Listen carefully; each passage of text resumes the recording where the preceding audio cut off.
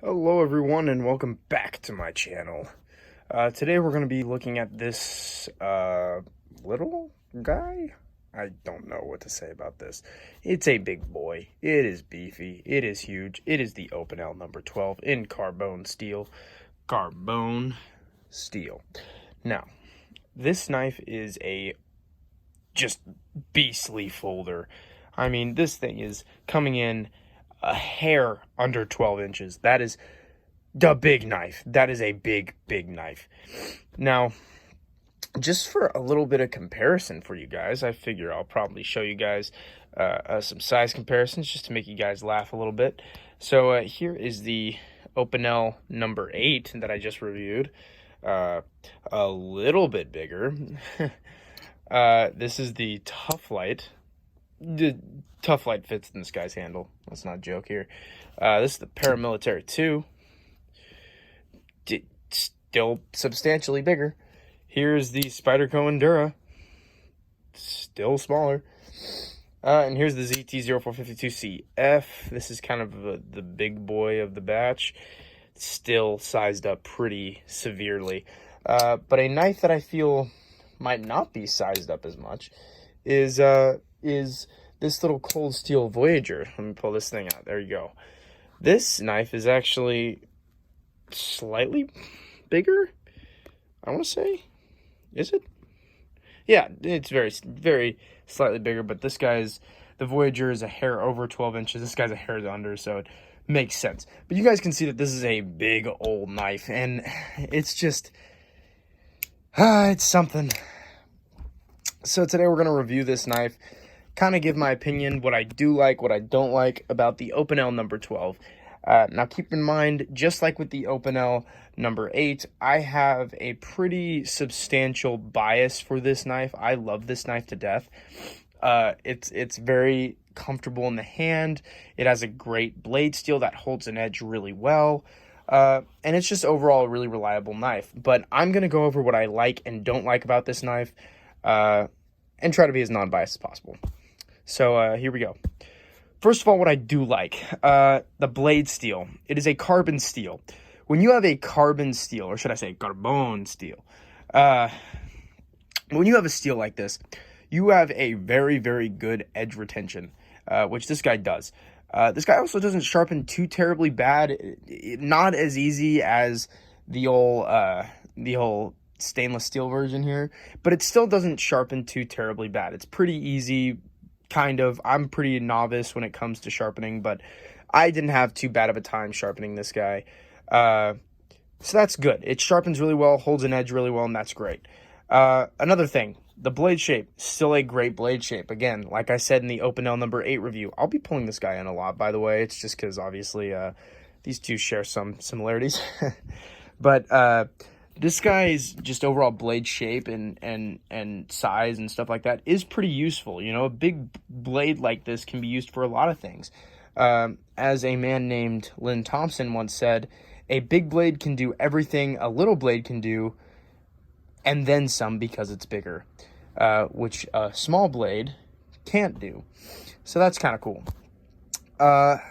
So a big blade can come in handy in certain situations, especially if you're doing some outdoor stuff or anything like that, or hunting. I don't know. It's just an overall good size for a blade if that's what you're planning on using it for. Next is the comfort of the handle. It's still really comfortable. This is just a very good design. It's always been comfortable. I have the urge to want to choke down. Choking up isn't as comfortable, but it's not bad either. You can still choke up and still get a pretty good grip. They still have that cool little hook there at the end that hooks into your hand and just makes you feel like you could chop through the world if you really wanted to. It's quite nice. Another thing is this lock. Very reliable and very good. I mean, this blade is not going to shut anytime soon, so that's good. And I will say this as well, just to kind of wrap up what I like. Overall, this knife's design and overall function is just really good. You can tell that the design team over at Opinel worked really hard on this guy to be able to size up such a reliable folder.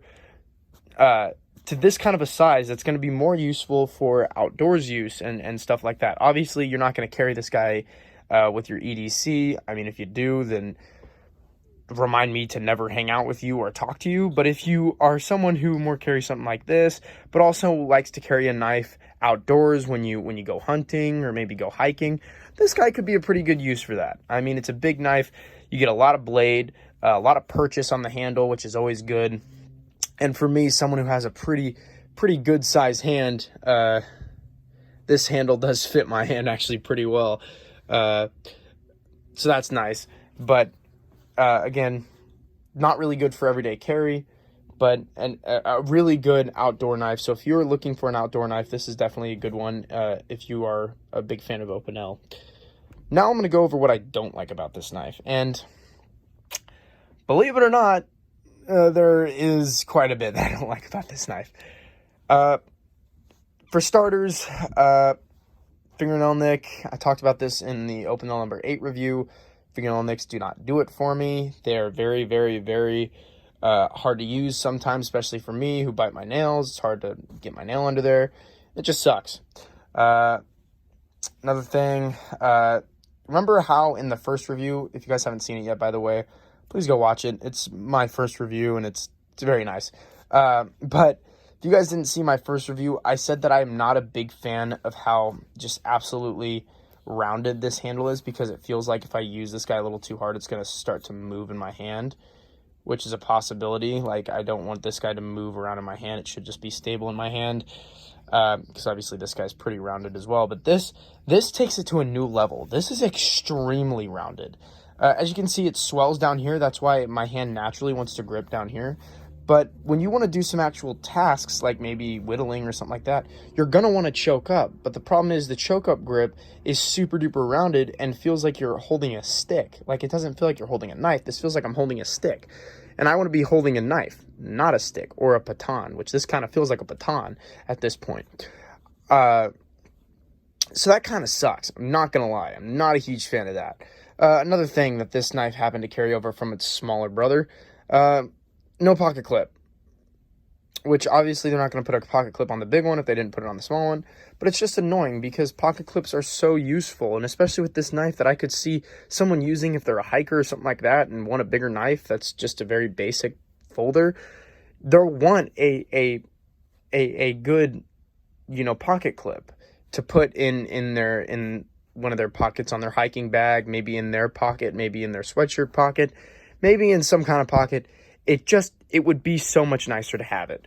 But I get why they didn't do it. Like I said with the other one, they want to be minimalistic. They want to use not a lot of parts, which is another good thing, by the way, as well as, right, while I can, the blade stock is pretty good as well. It's very thin, which leaves it very thin behind the edge, which is very nice. But anyways, going back to what I was talking about, the lack of a pocket clip isn't necessarily a bad thing, especially on a knife like this that I could see someone just throwing in their bag or something like that. But at the same time, it'd be nice. I'd say I'm a lot less angry about it on this knife than I was on this one, because this knife is actually practical and could be carried every day. This one is not, so it doesn't necessarily matter that much. This is definitely more of something that you'd throw in a backpack or throw in even like the bottle holder in your backpack, just because that's how big this guy is. But it's still just irritating. And again, the writing, I can't get behind the writing on the handle. It's so tacky looking. Again, I'm okay with this, not okay with this. This is so tacky. And especially now that they have carbone written in big letters underneath the giant bold Opinel and Sauve France, you just have this big old bold carbone. Not a bad thing, but it looks tacky in my opinion. Not my favorite. And I think just overall, I'm just going to say another bad thing for me, the size. It's not my size carrying. I mean, you guys saw how the other knife was about the same size as my hand. This guy is well bigger than my hand. And that sucks because this knife was so much more comfortable, so much more practical. Well, this guy is not. I mean, again, outdoor use only, but that's just, it's just not great. If it's what you want, though, it's perfect for that. But if it's not what you want, don't get it. It doesn't do anything for you. It really doesn't. But it can be a good outdoor folder. That's all I can tell you. It's a good outdoor folder. That's pretty much it. Now to my kind of overall conclusion here. Oh, real fast, sorry. So do you guys see how the blade pops up just a smidge right there? That is where my hand naturally wants to choke up. And it is sharp right there. It is sharp right at that tip. And I will dig my hand in and it'll start to cut me eventually. And it doesn't feel very good. I don't know if you guys can see that. You see that little puncture wound right there? That's from that little edge. It's extremely sharp right there. And so it gets really uncomfortable after a while, especially if you want to choke up, which naturally most people probably will when it comes to shaving and comes to stuff like that. So just keep that in mind as well. It creates kind of an uncomfortable hot spot, which, by the way, both of these knives, I didn't really say this about the first review. Both of these knives are really good when it comes to having no hot spots. Now, I'd also like to say this guy's a slow opener, very slow in fact, and is only a two-handed opener. That's why I'm not going to reopen this knife because I only have one hand with me right now. But this is a two-hand opener and takes forever to open. So just keep that in mind as well. You have to open the blade, then swivel the guard, and then you're ready to cut, as opposed to just opening the knife and then you're good to go. So just keep that in mind.